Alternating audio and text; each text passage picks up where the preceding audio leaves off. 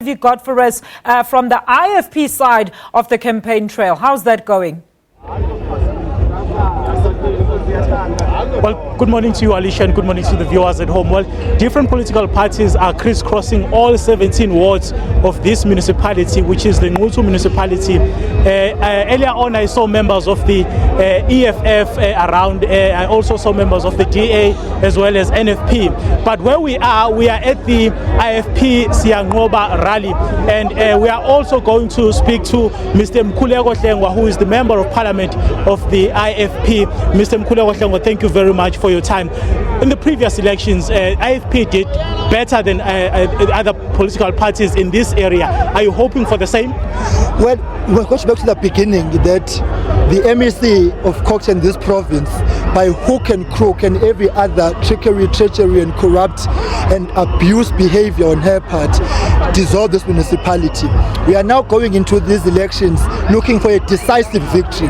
We were in for a coalition in the last election, which I must add, the biggest lie that has been told is that there was no elections. We elected a mayor here, deputy mayor and the speaker and then ESCO, and sent people to the district.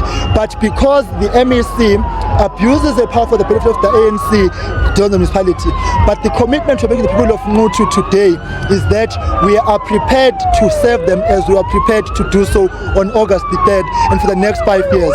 So moving forward, in the next few days, we will be finalizing our campaign. Moving forward, we'll be ensuring that we increase our vote. The president is here today, Prince Buthelezi. This is the second visit here. The leadership of the party from all structures and all levels has been here to Nquthu. We have had constructive discussions with people of Nquthu, and they have told us in no certain terms that the embarrassment which has been meted out to them that they can't elect is something they can't stomach.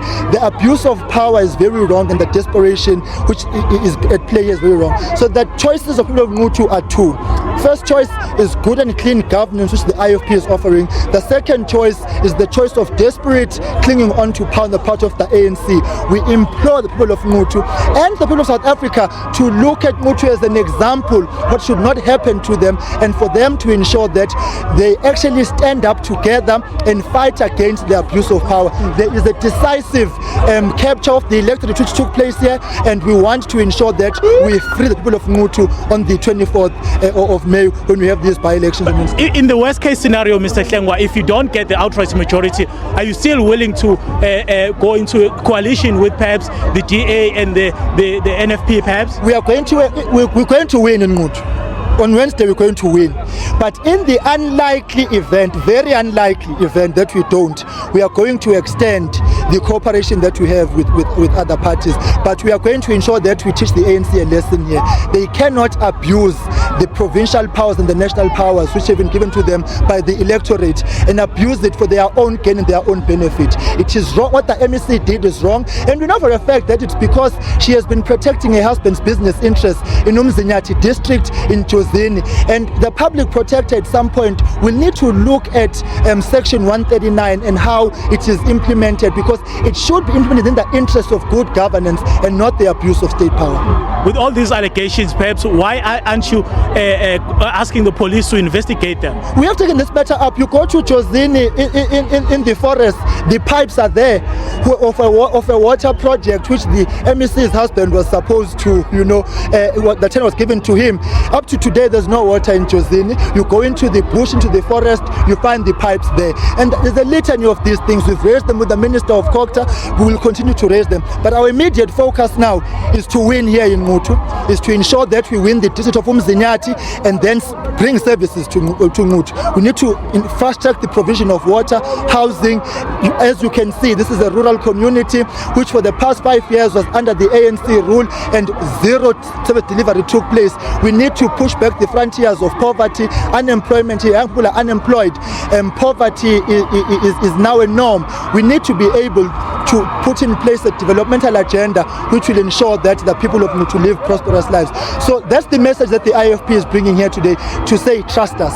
We've got a track record of service delivery, and against all odds, we have defeated our enemies. And the biggest enemy we have to defeat on the 24th of May is the abuse of state power. So we are calling on the people to stand up in defense of the Constitution, stand up in defense of their right that was abused. On the 3rd of August, they went out and voted and gave us a mandate. The ANC, out of sheer desperation, petty politics, decided to take that away from us. But we are not taking it lying down. We are here because we firmly believe in the democratic discourse of South Africa, and in doing so, we must avail ourselves to the people. As you can see, there's thousands of people here. The ANC rally has bussed people from as far back as Mpangeni, from Dandi, because they know that they do not enjoy the popular support of Nquthu, and we do, and that is why we are here. And on Wednesday, rest assured, the IFP is going to win in Nquthu, hands down. Mr. Klangwa, thank you very much for your time. Absolute pleasure. Thank you, Baba. Thank you very much. Well, there was a member of parliament, Mr. Nquthu, addressing us basically about the plans that the party has going forward. Well, we are expecting Nkosi Mangosuthu Buthelezi to address this gathering in a short while. We are aware that he's on his way as we speak. But it's back to you, Alicia. See, people are very excited behind you, but I do want to ask you this very important question. Just maybe please highlight for the benefit of our viewers, what are some of the current issues, the crippling issues that Nquthu or the people of Nquthu are currently facing? Well, Alicia, at the forefront of these elections, people are basically talking about issues of service delivery. If I can just ask my cameraman to show you the area behind me. I'm not sure if you can, because there's a lot of crowd behind me. But the roads need to be revamped in the area. This is a rural part of Nquthu, and you would expect that there would be lack of service delivery, which in fact is visible. Some houses don't even have tap water in this particular area. That is what the IFP is promising, and that is what all the other political parties, 13 of them that will be contesting these wards, are promising to the people of Nquthu. The councils that the IFP has put forward, Simphiwe, talk to us about the selection process, because we do know that this was some of the problems that actually led to the problems or the political killings that were associated with last year's local government elections.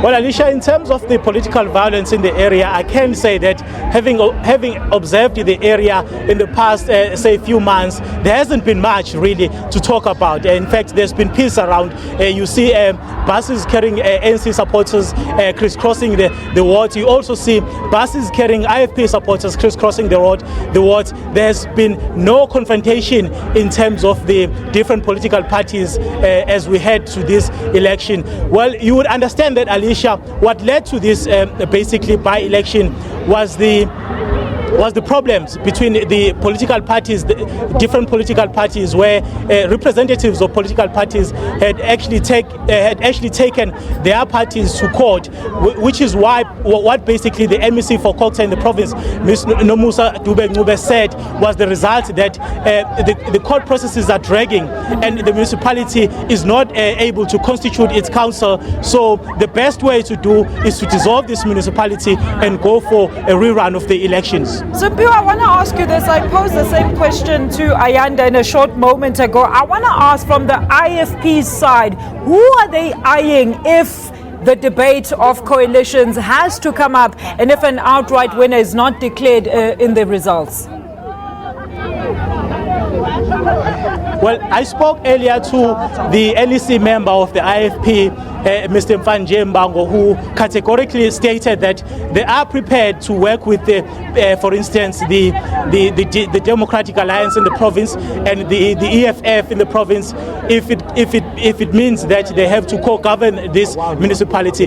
But their plan, obviously, is not to co-govern this municipality, is to get an outright majority come the 24th of this month. Simphiwe, thank you so much. much. I'm sure we'll touch base with you once, of course, Mangosuthu Buthelezi, the Honourable, arrives to address those gathered for the IFP side of the campaign trail out in Nquthu. Meanwhile, in the Northwest, the ANC Youth League called for the death penalty to be reinstated for rapists and murderers of women. And this came at the funeral of 15-year-old Nombuyiselo Nombewu, who was also brutally murdered this week.